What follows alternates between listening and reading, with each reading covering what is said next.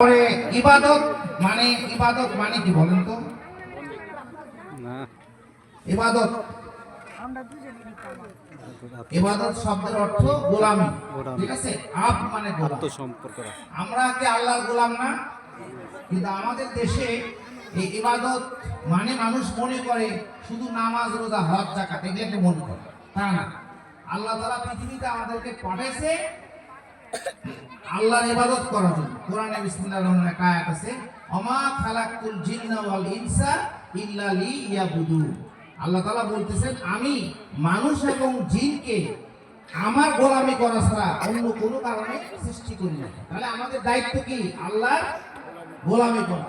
গোলামি করা আর চাকরি করা, এই দুটোর পার্থক্য আপনারা বুঝেন?